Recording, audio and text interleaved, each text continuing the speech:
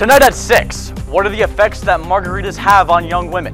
Sister Cindy visited Kent's campus to tell students all about that, amongst other things. TV2 will tell you more next.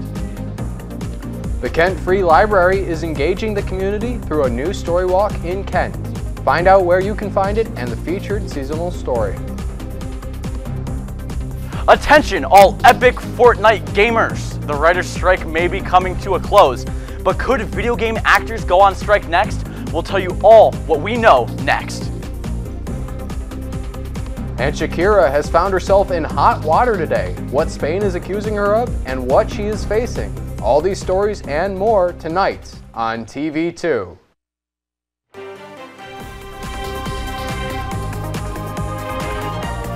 This is TV2 News.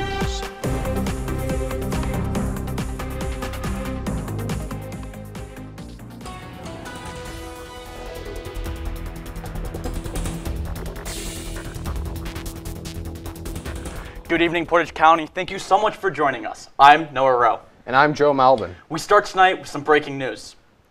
We start tonight with breaking news about Democrats and Republicans within the Senate. They've reached an agreement to prevent the government from shutting down this weekend.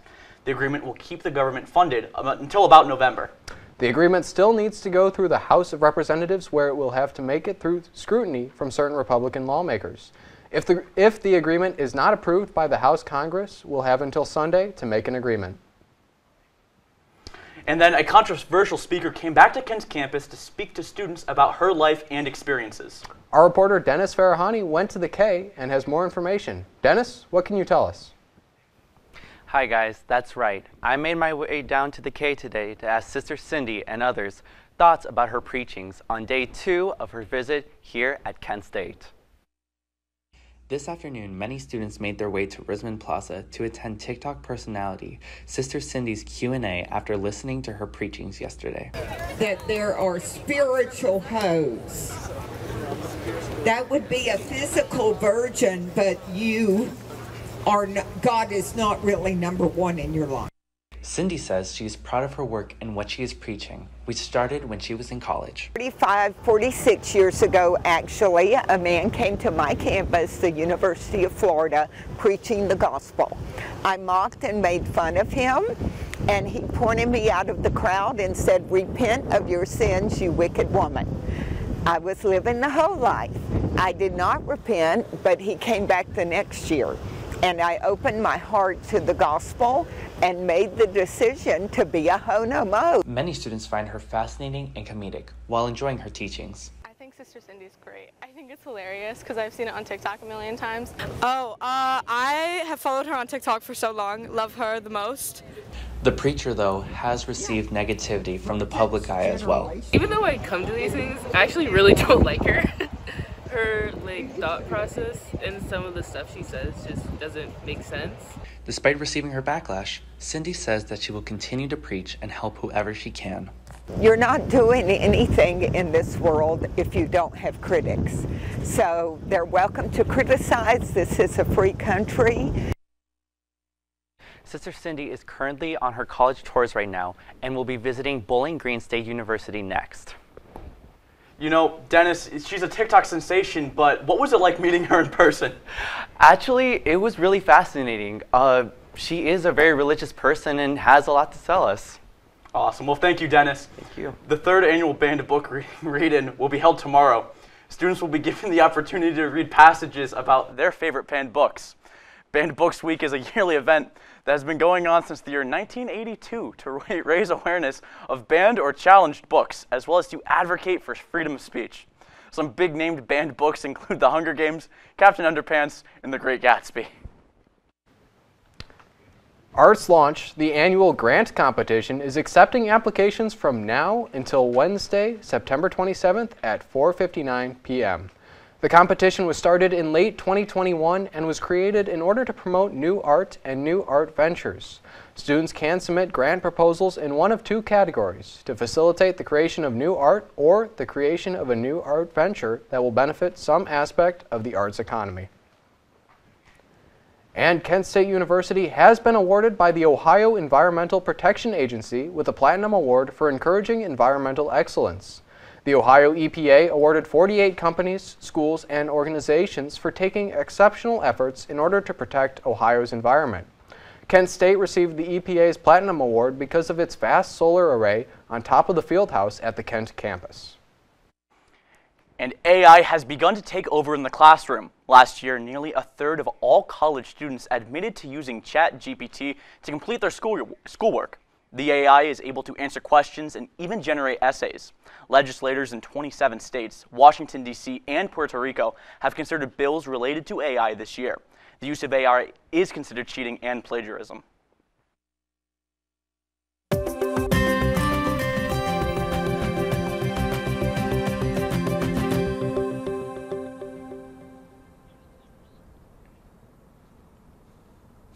Good evening, Portage County. I'm Aaron Houck, your Tuesday evening weather reporter. It is quite gloomy and definitely a touch of fall has taken place in our area for this evening. Speaking of those fall temperatures, let's go ahead and move into the forecast for this evening and right now outside in Kent, Ohio. Currently in Kent, it is 64 degrees, feels like 63, so right around those fall cool temperatures. Dew point is at 56, winds are east-southeast at 11 miles per hour. Humidity is at 71% and visibility is at 9 miles tonight. Moving in for this evening's forecast, 56 will be our overnight low. Cloudy skies will persist for majority of the evening as well. Winds will remain to the east at 13 miles per hour, and your sunset this evening is at 7:16 p.m. As for tomorrow's temperatures and forecast, 6 a.m. will bring us 57 degrees with mostly cloudy skies. Moving up to noon, those temperatures will rise just a little bit up to 60, still being cloudy outside. And then as for your evening tomorrow morning, it will be 66 and partly cloudy.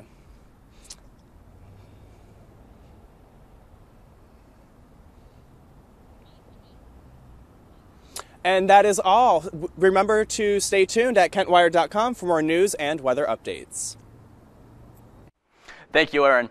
Next time you find yourself driving in Ravenna, pay attention to the roads. North Chestnut and South Prospect Street were repaved for the first time in nearly a decade. The city's paving budget has room for several city streets to get redone, and $2 million will be invested into roads this fiscal year. Main Street will be paved later on this year as well, and will cost nearly $1 million. Despite new population data, Kent will be holding an election without redrawing district maps. 6 out of the 9 Kent City Council seats are up for grabs during this November election. The Ohio Revised Code does not require a certain date to change the maps following U.S. decennial census. Community Development Director Bridget Sussel said redrawing district maps is a months-long process, so it is unrealistic to expect new maps by the March primary election. Since taking office in 2019, Ohio Secretary Frank LaRose has referred more than 640 cases of potential voter fraud. Only about 0.0004% of the cases that were flagged resulted in charges. LaRose narrowed the 640 cases down to just 27, and of those 27 cases, 13 people were convicted of casting a false ballot. The Kent Free Library is connecting with the community with their new story walk, where it is and what is new in this city. They should benefit from it. So yes, I would support UAW. An agreement to end the UAW strike has not yet been made. President Joe Biden visited the picket lines in Michigan. More on this ongoing event later on tonight. Newsroom. This is TV2 News, truly Portage County. The Kent Free Library is reaching out to more community members through a new story walk at Al Lease Park. TV2's Sydney Brown spoke to collaborators to learn more about this family-friendly project. Sydney? Hi guys. That's right, the new story walk provides a way for the library to reach more community members. I spoke to the Kent Free Library directors and the Parks and Rec department to hear about this project. Take a look. To look like a storybook. The Kent Free Library and the Parks and Rec Department installed a new story walk at Al Lease Park this September. A basic story walk is just the book pages on the platform. We kicked it up a notch and added little activities that go along with the scenes on the pages. This story, Goodbye Summer, Hello Autumn, reflects the seasonal changes right now and hopes to engage children and their families. If it's close by to your house, you can just walk and you can enjoy an evening walk together and enjoy a story. It's really important to me that we go to where the people are. In a city center hotspot, the Story Walk is on a 0.7-mile trail. It's surrounded by neighborhoods. So you have the kids and everybody that can use it. Plus we have soccer there, baseball there, there's picnic parties and everything there. So it's a pretty heavily used park. I used to live in the neighborhood right next door, and I would have loved to have a story walk here when I was raising my children in this neighborhood, and I hope that lots of families get to enjoy it. The goal is now visible throughout the community, with the storybook magic extending beyond the library to the park. The little kids, you know, they'll run ahead and read it. You just walk along and go with it. So it was pretty simple, straightforward. This is the park she said she wanted to go to, so we came to this one. Do you like the park? Yes, I like this park. But the Kent Free Library understands that community members can't always make it to the library and hopes to bring a piece of the library to them. It's for everyone, so if you come to the library, great, and go to the Story Walk, great. But if you can't make it to the library and still want that literacy component or want to engage your kiddo, the Story Walk is a great spot too. But the story doesn't end here. The Kent Free Library plans to change these stories quarterly to keep families coming back to these community spaces. I took my kids to it, and they loved it. They were super excited about it, and I know some patrons that have gone to it because surrounding areas do have story walks, and we hadn't had one. The story Goodbye Summer, Hello Autumn will be up for another month, but the library shared with me their plans to utilize the park for additional programming and to highlight more storybooks. For TV2 News, I'm Sydney Brown.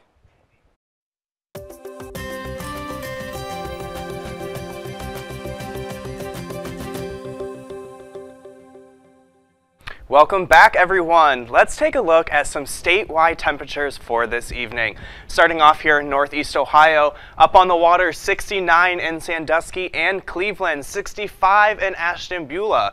Moving a little bit farther south here in our area, 64 in Kent, 64 in Youngstown as well, 65 in Canton, 66 in Worcester, and 64 in Mansfield. As for the larger grasp of our state, if we kind of zoom out a little bit, we'll be able to see that some temperatures, especially down south in Cincinnati, are still getting that last little cusp of summer temperatures. 80 in Cincinnati and 77 in Dayton, 72 in Lima, 72 in Columbus, 69 in Athens, 65 in Steubenville, and 65 in Akron. Now moving on for your guys' 7-day forecast and what we can expect in the week to come. Tomorrow, cloudy skies with a high of 68 and a low of 54. Some occasional rain will move into our area for Thursday morning with a high of 64 and a low of 56. And moving into our weekend, Friday's high is 71 with some partly cloudy skies. Saturday will bring some sunshine to our area, along with Sunday with highs both of 78. And for Monday and Tuesday, those highs will still remain pretty up there with sunny skies on Monday and partly cloudy skies on Tuesday. And that is all for your Tuesday evening weather report. Stay up to date with all news and weather-related stories at kentwired.com. I'm Aaron Houck. Thank you, Aaron. President Biden made a historic trip to Michigan today in support of United Auto Workers. Anthony can tell us more about what happened. That's right, guys. President Biden traveled to Wayne County, Michigan today to walk the picket lines with members of the United Auto Workers. This is the second week of the strike against General Motors, Ford, and Stellantis. You guys, the UAW, you saved the automobile industry back in 2008 and before.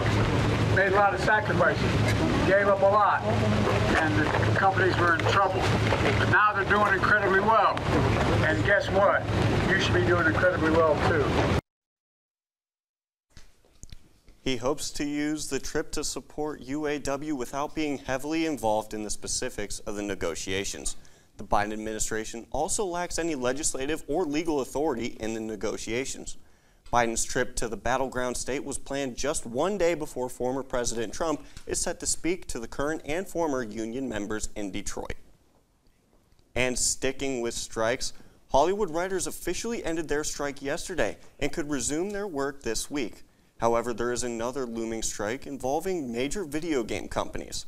SAG-AFTRA members had voted in favor of a strike against the video game industry in overwhelming numbers. Although there is a strike authorization, that does not mean a strike will be taking place. And Amazon is being sued by 17 states and the federal government in a monopoly case. It reflects many years of allegations that Amazon abused its economic dominance and harmed fair competition. The complaint claims Amazon unfairly promotes its platform at the expense of third-party sellers who rely on it for distribution. This lawsuit by the Federal Trade Commission and 17 attorneys general is the harshest attack on Amazon to date. The company 3M owes about $10 million for violating Iranian sanctions. According to the U.S. Office of Foreign Assets Control, 3M committed 54 violations of the sanctions between 2016 and 2018.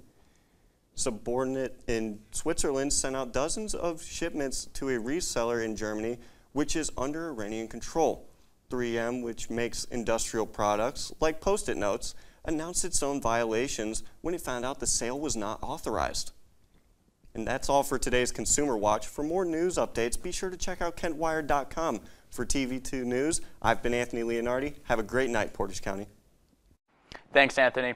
The lineup for the second GOP debate was announced today. Florida Governor Ron DeSantis, former South Carolina Governor Nikki Haley, South Carolina Senator Tim Scott, entrepreneur Vivek Ramaswamy, former Vice President Mike Pence, former New Jersey Governor Chris Christie, and North Dakota Governor Doug Burgum will all participate. Former President Donald Trump will not be at this debate. And according to a report obtained by CNN, the Biden administration plans to keep the refugee cap at 125,000 people next year. The report proposed an increase in migrants from the Western Hemisphere and a decrease in migrants from Europe and Central Asia. The new cap would also allow up to 35,000 to 50,000 refugees from the Caribbean and Latin America, compared to 15,000 this year. A New York judge has found Donald Trump and his adult sons liable for fraud, saying the Trumps provided false financial statements for roughly a decade. Judge Arthur Engoron's ruling came days before the civil case involving the New York Attorney General's office and the former president was set to go to trial. The House Oversight Committee has announced witnesses for its first hearing this week in its impeachment inquiry into President Joe Biden. Some of the witnesses include former Assistant Attorney General Eileen O'Connor, George Washington Law School professor Jonathan Turley, and a forensic accounting expert. The hearing on Thursday will mostly focus on legal and constitutional questions. And Hunter Biden has filed a lawsuit against Rudy Giuliani and his former lawyer. The president's son alleges that Giuliani and his lawyer hacked into his devices, violating state and federal computer laws. Hunter Biden is pursuing a jury trial in the matter. This comes in a month filled with lawsuits filed from Hunter Biden. Last week, the president's son filed a lawsuit against the IRS for allegedly releasing his tax information. Travis Kelce's jersey sales have been through the roof ever since word came out that he was possibly dating a certain pop star. We'll give you the latest next. Grab your brooms, folks. The Kent State women's soccer team is making a mess of the MAC in the best way possible. Big for you. I know the lights are going to be bright. The energy is going to be going crazy in there.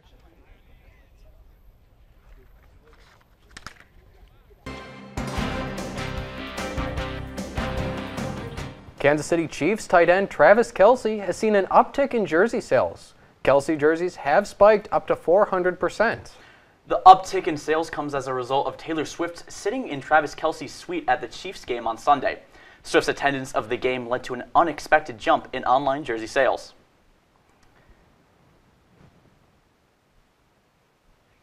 So, Della, I've actually heard that Travis Kelce is actually one of a Northeast Ohio own, and he actually went to the University of Cincinnati. What else can you tell me about him? Yeah, I mean, he's a local kid. He played football at Cincinnati before going to the Chiefs, and if you've watched any recent Super Bowls, you probably know that the Chiefs are ridiculously good. The Kelce and Mahomes, sorry, I can't find the words for it. The connection there is so good. And I mean, I'm also a Swiftie, so this is like my two worlds colliding, and I love it. But we'll take it to the sports block now. Instead of me fangirling over Taylor Swift and Travis Kelce, we'll start off tonight by getting out the brooms as the Kent State women's soccer team has swept the weekly MAC awards. Alyssa Arthur earned Offensive Player of the Week after her 2-goal performance to open the conference schedule this weekend. And on the other side of the ball, Kelsey Selopek is the Defensive Player of the Week, holding OU to only 1 shot on goal Thursday, then scoring the game winner against the school down the road on Sunday. Next up for the Flashes will be Eastern Michigan at home this Thursday at Dick Stadium. And welcome to the Jungle Bengals. They're going to be honoring some franchise greats as they headline Monday Night Football. Points in this game are going to be hard to come by, but as we've only had field goals this far. But Joe and Joe are going to change that. Mixon finds the space in the defense, and it'll be a 14-yard rush right to the fans. Bengals up 13-9. McPherson started this game out a little shaky with a missed field goal, but he sinks this 54-yarder like it's nothing. That's why you draft a kicker. Anyways, Rams in the red zone now, and Goff goes to Tutu Atwell, and that sure went well. Well, they're only trailing by 2 now. They're going to go to an onside kick, needing some magic, but Mitchell Wilcox takes care of it, and that'll be it. Hit the music. Who dey? Who dey? Who dey think gonna beat them Bengals? Cincy gets back into the win category, 19-16 final. And then we're going to take it now to another Monday night. So nice, we'll do it twice. Jalen, Hulu has live sports. If you've seen that commercial, you know. Hoping to take the Eagles to 3-0. We'll start off in the second quarter. He's got a lot of room, just going to pitter-patter those little feet, making it look so easy. Looking for someone open. Big pass to Zacchaeus. Touchdown Birds. Baker Mayfield now, he's going to try and make something happen after a sack, but the Eagles defense will not let up. The ball is going to be loose and recovered by that really powerful defense, and they're going to be dominant this whole game. Bucks trying to start a drive, but Nick Morrow says try tomorrow. Safety alert, safety alert. Phillies up 25-11. Bucks now, they're going to come back. They're desperate, praying for a big play here. Baker, please. And Mike Evans looking a little like Odell. He'll stay up, making that one-handed grab. Every yard matters, people, especially this game. We're pretty late on. Bucks have some time to keep up with. But Jalen's definitely going to watch this one over and over, maybe on Hulu, we'll see, as the Eagles soar out of Tampa with a 25-11 win.